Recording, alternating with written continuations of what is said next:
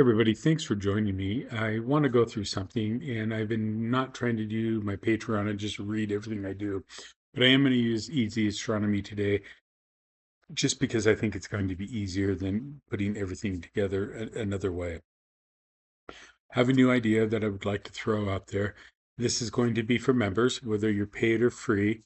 And the only reason why I need you to be a member, and you're welcome to do it as a free member, is I've created a collection, and that's where all these posts will go to the collection. And in order to comment in the collection on Patreon, you need to be a member. So just trying to do this. And I really don't care where you live in the world. You can live anywhere. There's some people on cloudy nights that have shown some interest in the past to doing this, and one's in Finland, another one in another part of Europe. And so I really would just, you can be in the United States. You don't have to be near me to do this. You can do this where you're at, but we can do this together. And I think there's kind of some camaraderie and some insight we get as we observe individually, but then can kind of collaborate on what we're doing. So that's kind of the goal here. So this is all about observing the moon. And you can see I've posted a couple sketches here of some recent lunar sketches that I've done. You can read about them here. I'm not going to get into that. So one of the reasons that I love observing the moon, and I kind of list these here, and I'll just kind of mention a couple of them just off the top of my head, is uh, I'll be honest, when I started in the hobby, I was a deep sky only guy. Uh, I called it new moon period, which is basically from the waning crescent through the new moon through the couple days after the new moon. That was my period of observing, and it was packing up, going to a dark site, observing. And in those days, it was only about 45, 50 minutes to the dark site, 21.6 to 21.8 skies, and then I could come home. Well, now it's about an hour and a half to get to those same skies. But one of the things I realized as life got really busy and had to back off of that for a few years was the moon really opened up. And I share this in the resources later on, but this book opened up. It's called Moonwalk with Your Eyes, Pocket Field Guide by Tammy Plotner. It just really opened up to me the wonders of the moon and observing the moon. We'll talk about more on that book in a little bit. And by observing the moon, it opened up a whole another 2 weeks of observing for me based on weather. I got observations in last night and tonight. I'm not going to get any more in the next several days. We have a storm coming in, maybe Friday night if I'm lucky. But anyway, it just opened up more observing for me. It increased what I'm seeing, what I'm able to sketch, what I'm able to remember. It opened up a whole new world to me. And I usually do lunar observing and then some double star observing. I find that I really enjoy that.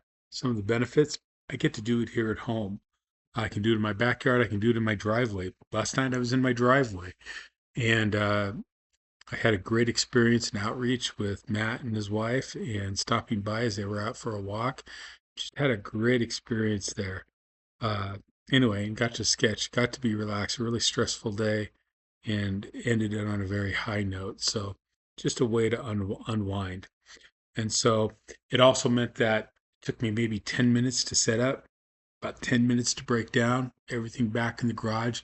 I'm in bed at a decent hour. Love that too. Okay, especially as I'm getting older here. Uh, I don't have to worry about dark adaptation. Okay, kind of. I use a white light. We'll talk about that in a minute. It's usually a very dim white light, but I can use white light because the moon's so bright it's gonna knock me out, knock that dark adaptation out. So I don't have to worry about it until I turn to double stars. Then I can go to a red light.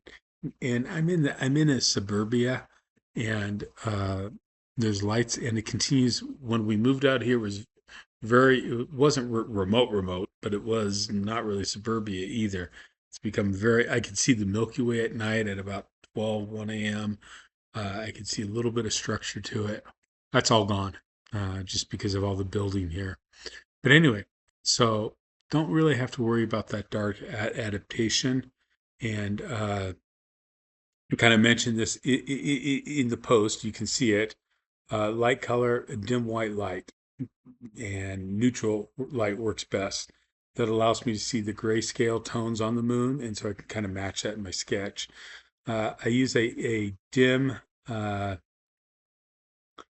uh, a dim light, and an adjustable light allows me to shield the light to prevent glare and wash out the paper that I'm using.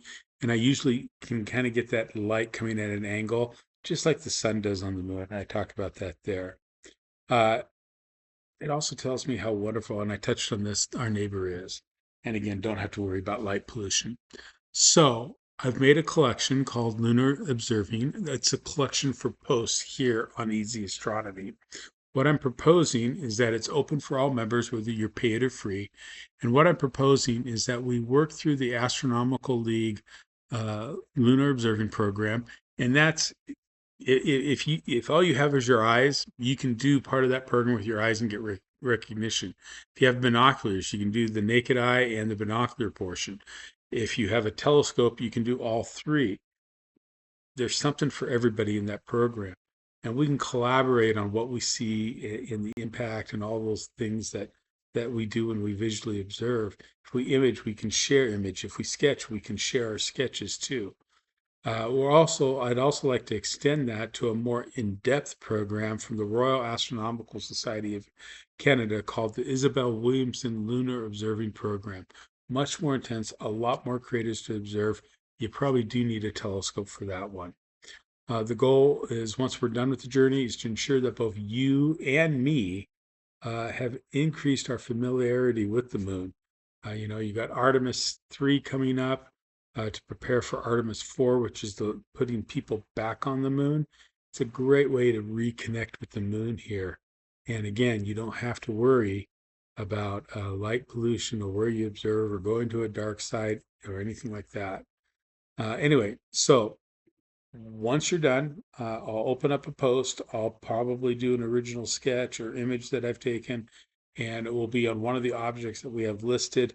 We'll collaborate and break out what objects we want to go after in what order. And then once I do the original post, and everybody can comment, they can share their images or their sketches, and we can actually kind of go through this journey together. That's kind of the goal of it. Uh, I've shared some resources here, some apps on my phone, Moon Atlas and the Moon Globe. You can get the Moon Atlas is about $5.99, and so Moon Globe is free, or you can get the HD version for 99 cents. Much better images. If you can only do one, do the Moon Globe. Okay, you can do the free one or the HD one. Moon Atlas is wonderful. I use both of them in conjunction, and I've done two reviews. One on Moon Atlas, which I've posted on YouTube on the Eadsy Astronomy channel, and they're here too. And then I did one on the Moon Globe HD review, so you can see those. I also listed some resources. Atlas of the Moon by Anton Ruppel. Just it is the gold. It is the gold standard for what you want if you're going to observe the moon. It's great for planning. It's great for the field. I also use this one, the Photographic Atlas of the Moon by Robert Reeves. Picked that up a while back. Beautiful book. Lots of information on the moon there to get you going on it. And then this is the book, and I have the image there. I have the book right here. I got two copies of this actually. This is my original copy. You can see it has my last name on it. And this one now sits in my office or here at home. It's the one I use just as I'm preparing to go out and observe. I have another copy, just as good a condition, that I got used for about half the cost of the new book, and from on Amazon. And I use that as my field guide if I'm in the backyard out front, or even if I'm going out to a dark site to observe the field. It's the same book. I just call it my field copy. It goes with me. This book breaks it down by lunar day, goes through the 28-day cycle of the moon, and it gives you items to observe each day, craters and stuff. And or if it's full moon, what to look for on the full moon period. It's just a wonderful book and really kind of gives good explanation.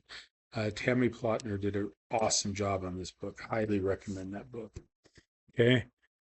You can also know I have both of these, Sky and Telescope's field map of the moon and their mirror image. The mirror image is for the refractor, the field map of the moon.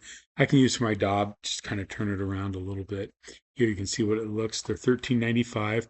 You do got to get them from Shop at Sky, so you're probably going to pay shipping about the same cost, if not more, than the cost of the map, the atlas itself.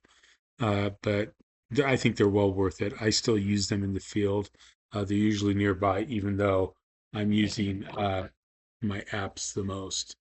So anyway, uh, using those the most, just because it's so convenient, and I don't like when I do it. That's another thing. I don't have to go to a red filter on this. I can just use the app, and I'm good to go. It's another benefit of Lunar Observing. If you're interested, if you have any questions at all about this, feel free to email. I've put my Eadsy Astronomy email there at Gmail. Uh, Feel free to contact me.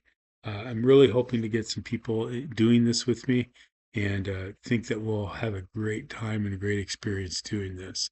So thanks for joining me. Hope you have clear skies. We'll catch you next time.